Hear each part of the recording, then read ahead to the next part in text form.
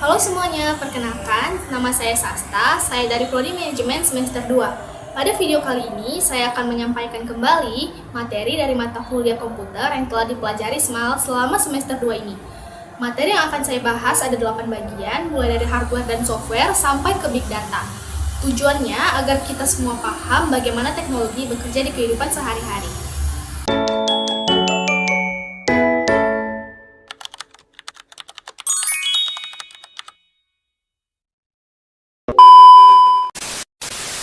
Bagian pertama ada hardware dan software. Hardware adalah semua bagian komputer yang bisa kita lihat dan bisa kita sentuh. Contohnya CPU, keyboard, mouse, monitor, dan printer. CPU sering disebut sebagai prosesor. Prosesor ini ibarat jantung dari komputer. Karena semakin tinggi speed prosesor, maka semakin tinggi juga kinerja komputer. Software adalah program atau suatu aplikasi yang ada di dalam komputer. Contohnya sistem operasi seperti Windows atau Android.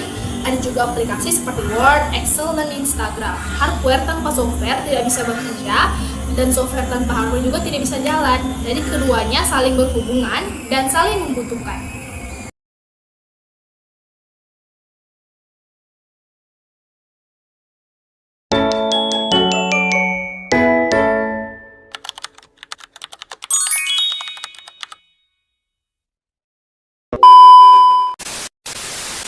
Bagian kedua ada algoritma dan pemrograman.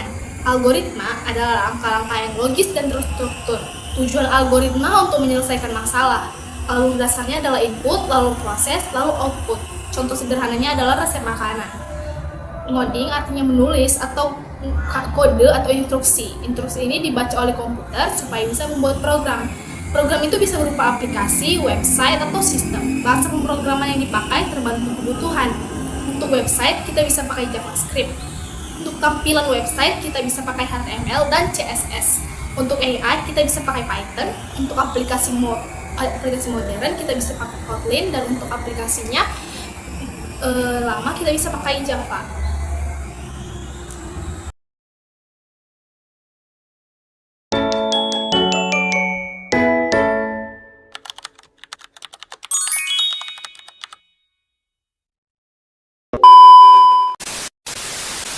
Bagian ketiga adalah kecerdasan buatan atau AI.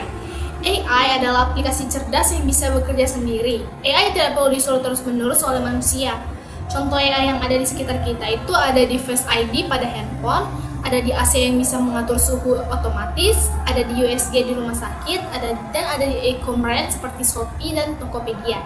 Ada juga di BMKG untuk prediksi cuaca, ada di media sosial untuk merekomendasikan konten. Ada juga di kamera untuk pengolahan data. Cara kerja AI di e-commerce adalah berdasarkan algoritma. AI membaca histori pencarian kita, lalu AI memberi rekomendasi barang yang sesuai. Di industri, AI sudah dipakai dalam bentuk robot, khususnya di industri otomotif. Karena ada robot, manusia tergeser jadi operator. Chatbot juga termasuk AI. Chatbot bisa menjawab pertanyaan jutaan orang secara real time. AI dibuat dengan algoritma dan ditulis pakai bahasa pemrograman. Dampak AI bisa menggantikan pekerjaan manusia yang sifatnya rutin.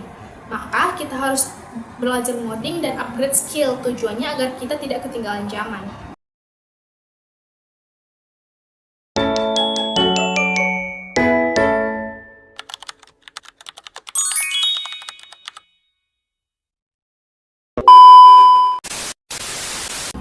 Bagian keempat, ada jaringan komputer. Jaringan komputer adalah kumpulan dua komputer atau lebih. Komputer-komputer ini saling terhubung lewat kabel atau nirkabel. Agar bisa saling berbicara, kita bisa pakai aturan yang disebut oscillator. Oscillator adalah proses komunikasi dalam jaringan. Kita bisa pakai internet karena ada oscillator. Oscillator punya 7 lapisan dari bawah ke atas. Lapisan yang pertama adalah fisikal untuk kirim sinyal lewat kabel atau wifi. Lapisan kedua ada data link untuk mengatur data dari frame. Lapisan ketiga ada network untuk mengatur alamat IP. Lapisan keempat ada transport untuk memastikan data sampai benar. Lapisan kelima ada session untuk mengatur sesi komunikasi. Lapisan keenam ada presentation untuk format data atau inskripsi. Dan lapisan yang ketujuh atau yang terakhir adalah application yang dipakai langsung seperti browser. Contohnya kalau kita ngirim chat itu, kalau kita ngetik di application, lalu transport memecah data, network mencari alamat tujuan, physical mengirim lewat kabel atau wifi, Topologi adalah bentuk susunan perangkat jaringan yang ada di router. Router adalah induk yang menghubungkan beberapa jaringan. Ada access point untuk WiFi indoor dan outdoor, ada repeater untuk memperkuat sinyal agar jauh, ada modem untuk mengubah sinyal, ada switch atau hub untuk memperbanyak jaringan.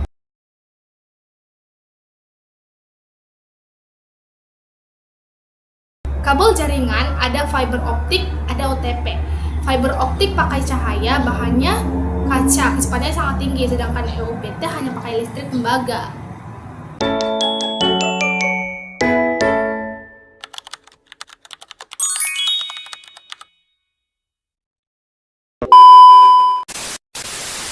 Selanjutnya, bagian kelima adalah internet dan website. Website adalah kumpulan halaman di internet. Website juga bisa disebut aplikasi jika punya fitur seperti login.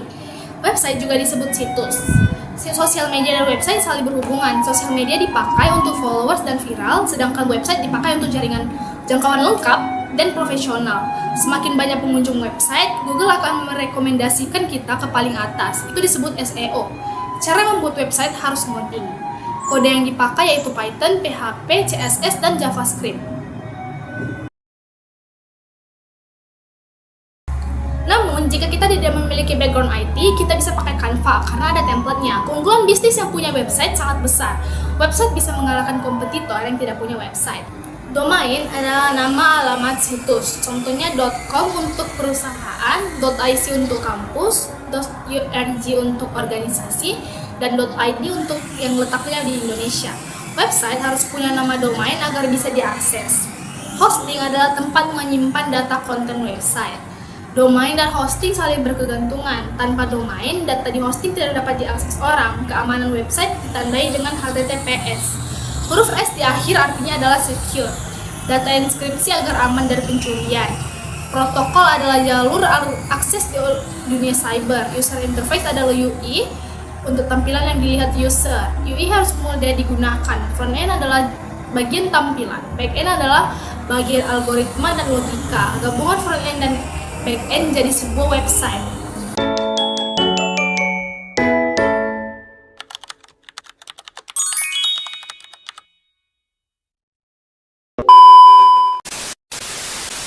Bagian yang keenam adalah cyber security dan cyber crime.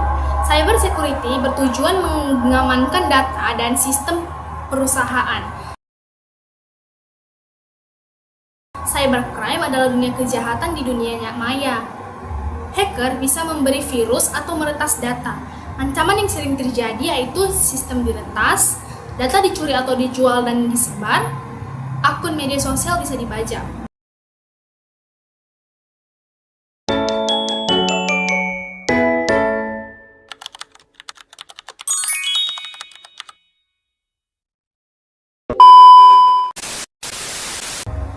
Bagian ketujuh ada cloud computing. Cloud computing adalah teknologi akses layanan komputer lewat internet. Kita tidak perlu mengelola hardware sendiri. Modelnya bisa bayar server sendiri. Bisa juga pakai server yang sudah ada.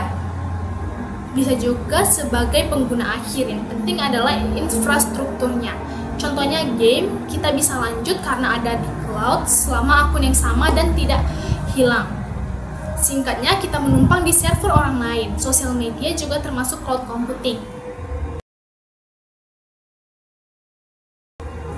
Data dan layanan jalan di server internet bukan hanya di handphone. Penyimpanan cloud untuk simpan data pengguna. Server cloud untuk menjalankan aplikasi. Database cloud untuk simpan akun, komentar, dan like. Komputasi cloud untuk proses video dan algoritma FYP. API adalah jembatan agar aplikasi bisa akses layanan cloud. Cloud menyediakan server, menyimpan database dan AI. API digunakan untuk kirim dan terima data. Kelebihan cloud adalah akses data yang dari mana saja. Backup juga lebih aman dan kekurangannya adalah wajib ada internet. Contohnya layanan cloud yaitu adalah Google Drive.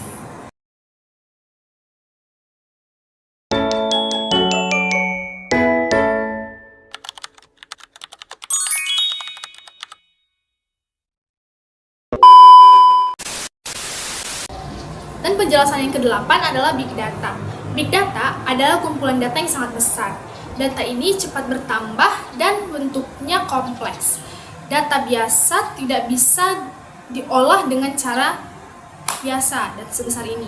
Aplikasi yang menyimpan big data contohnya adalah marketplace. Marketplace memberi rekomendasi dari pencarian kita. ChatGPT memberi jawaban dari kesimpulan data. BMKG menyimpan data statis dari data-data sebelumnya.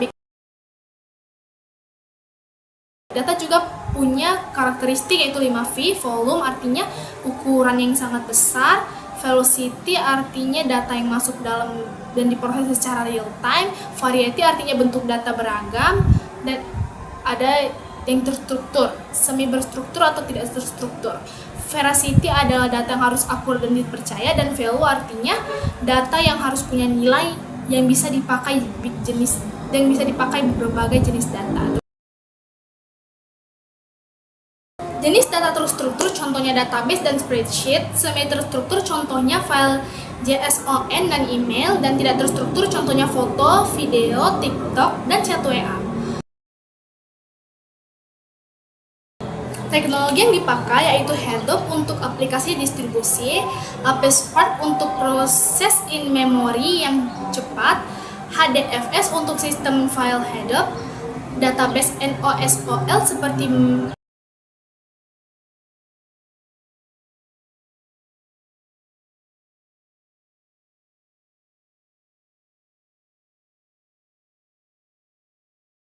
penerapan big data ada di kesehatan, rumah sakit pakai untuk prediksi penyakit dan rekam media, di retail dan e-commerce untuk rekomendasi produk, di keuangan untuk deteksi fraud dan risiko, di transportasi untuk optimasi rute. Dari 8 materi, kita bisa lihat satu hal, semua bagian saling berhubungan. Hardware dan software jadi dasar dari komputer.